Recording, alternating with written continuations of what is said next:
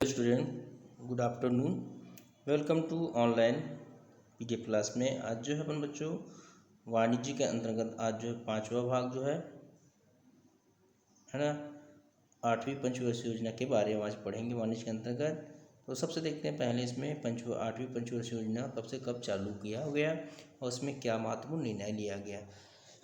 तो देखिए, सब ध्यान सुनेंगे यहाँ पर। आर्थिक स्थिति को अनुकूल बनाने के लिए भारत सरकार ने जुलाई 1991 में से आर्थिक सुधारों के लिए महत्वपूर्ण कदम उठाया। 1990-91 में एक वर्षीय योजना लागू की गई। आठवीं योजना में ही आर्थिक सुधार के साथ साथ उदारीकरण की प्रक्रिया प्रारंभ कर देगी। ठीक है बच्चों, यहाँ पर ध्यान समझ आया सबको। उदारीकरण के लिए आठवीं पंचवर्षीय योजना में लागू किया गया। फिर 1991 में भुगतान शेष विपरीत हो गया। इसी बीच गेट जो समझौता होता है आपको बारे में बताया गया विश्व के स्तर पर। तो समझौते पर विश्व स्तर पर प्रक्रिया तेज हो गई, मतलब किस प्रकार कार्य करना है करके, है ना। जिसके फलस्वरूप परिणाम स्वरूप 1994 में विश्व व्यापार संगठन WTO गठन किया गया यहाँ पर, है ना। तो बताया गया TO के नाम से विश्व स्तरीय व्यापार के लिए एक संस्था स्थापित करी गया और WTO की स्थापना काल से ही भारत उसका सदस्य रहा। इन सभी परिस्थितियों से निपटने के लिए तत्कालीन वित्त मंत्री उस समय डॉक्टर मनमोहन सिंह ने LPG नाम से एक पैकेज की घोषणा की थी, जो आप हम लोग देख रहे हैं। L से आप देख रहे हैं उदारीकरण, लिबरेशन, प्रिविटाइजेशन, निजीकरण और ग्लोबलाइजेशन, भूमंडलीकरण के अंतर्गत। ठीक है बच्चों, LPG का नाम से एक पैकेज किया गया। आप इसमें देखेंगे इन उद्देश्यों या इसकी धारणाओं में सकारात्मक रूप लाने के लिए निम्न ठोस कदम उठाए गए थे। इसमें जो है पहला देखेंगे, औद्योगिक उत्पादन में वृद्धि करने के लिए विश्व स्तरीय प्रतिस्पर्धा कुशलता कार्यकुशलता स्थापित करना। हमको समझ आया सभी, मेरे ख्याल से विश्व स्तरीय मतलब रहता है सभी देशों में हमको क्या करना है, जो है कार्यकुशलता स्थापित करना है और उत्पादन में वृद्धि करना है इसमें। दूसरा है इनके लिए विदेशी निवेश एवं तकनीक का अधिक उपयोग करना, मतलब जो विदेश में हमको मिल रहा है निवेश खर्च, उसमें अधिक से अधिक उपयोग करना बोला जाता है। तीसरा हम देखेंगे निवेश की उत्पादकता में वृद्धि करना, जो हम वहाँ पर भेज रहे हैं, है ना, ला रहे हैं, उसमें क्या करना, उत्पादकता में वृद्धि करना आपको। चौथा देखेंगे भारतीय निवेश के क्षेत्र में आधुनिकीकरण करना, मतलब हम जो निवेश कर रहे हैं, खर्च कर रहे हैं, उसमें उसका क्या करना चाहिए, आधुनिकीकरण नए तरीके से होना चाहिए। पाँचवा है सार्वजनिक क्षेत्र के बड़े उद्योगों की कार्य क्षमता बढ़ाना, जो अपन सार्वजनिक क्षेत्र में दिए उनको बड़े क्षेत्र में जो है बड़े उद्योगों में कार्य क्षमता को बढ़ाने के लिए कहा गया।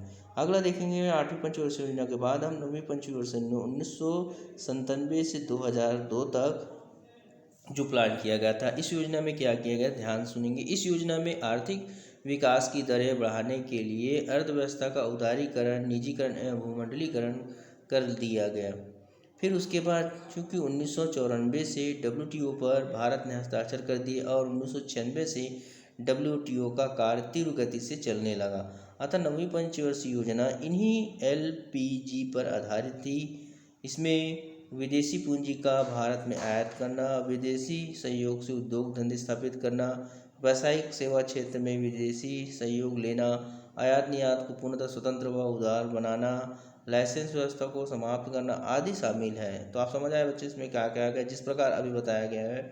हमने अभी चीन के जो है विदेशों में जो है ना उसको पहले स्थापित किया गया था, आज वही चीन से हम अलग हो गए, अलग कर दिया है आज चीन को, है ना। इसी पर ध्यान रखेंगे। इसमें बताया गया आपको जैसे उस समय एक होकर समझौता के रूप में इसको उपयोग किया जाता था। इसका मतलब होता है देश के अंतर्गत में कार्य को करने में, ताकि हमको जो कार्य मतलब कठिनाइयाँ हैं उसको दूर करें एक देश से दूसरे देश में।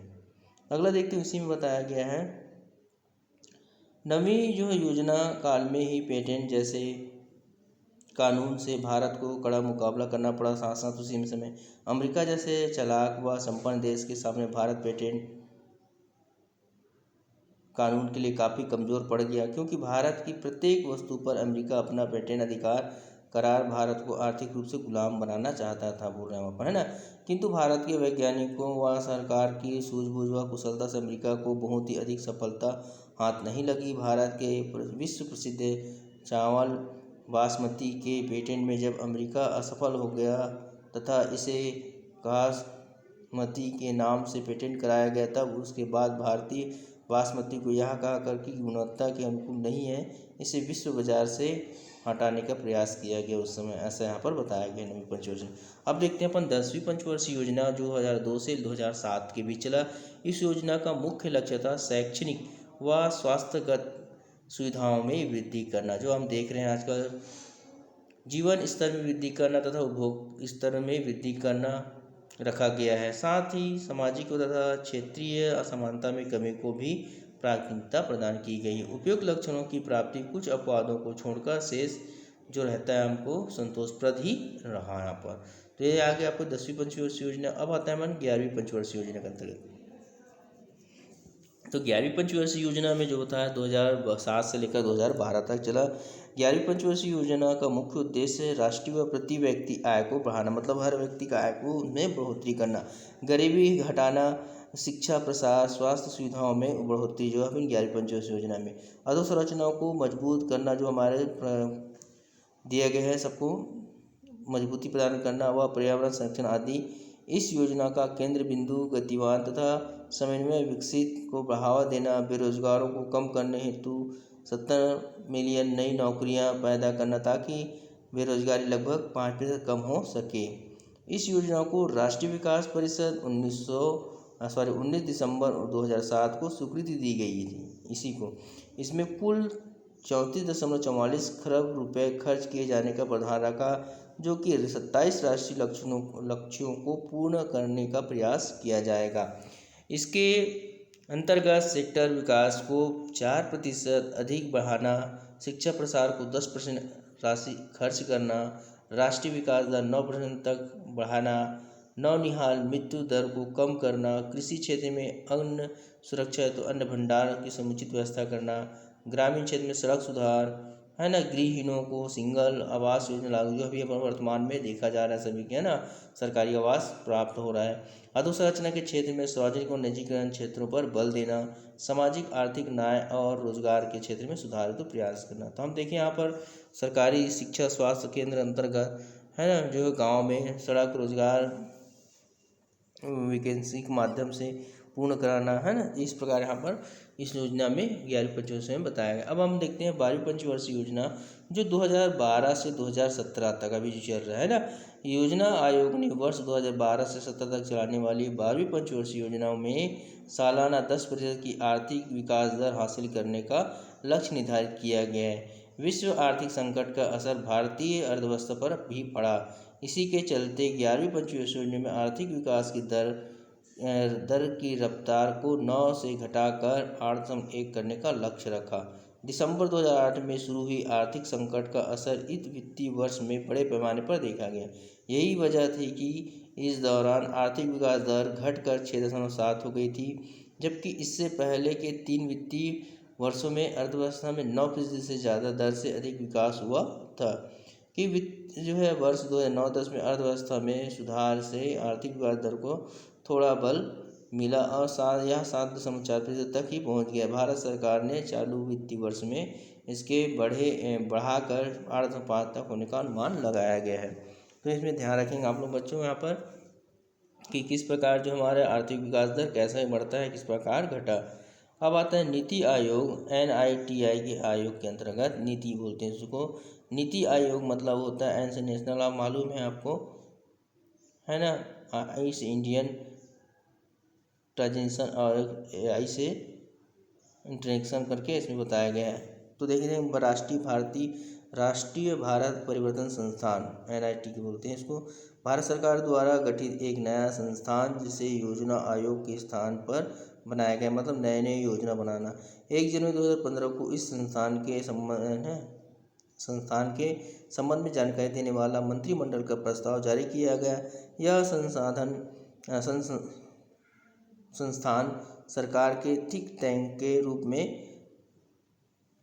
सेवा प्रदान करेगा और उसके निर्देशात्मक एवं नीतिगत गतिशीलता प्रदान करेगा। नीति आयोग केंद्र और राज्य से स्तरों पर सरकार को नीति के प्रमुख कारकों के संबंध में प्रासंगिक महत्वपूर्ण एवं तकनीकी परामर्श उपलब्ध कराया गया। इसमें आर्थिक मोर्चे पर राष्ट्रीय और अंतर्राष्ट्रीय आयात, देश के भीतर साथ ही साथ अन्य देशों की बेहतरीन पद्धतियों का प्रसार, नए नीतिगत विचारों का समावेश और विशिष्ट विषयों पर आधारित समर्थन से संबंधित मामले शामिल होंगे।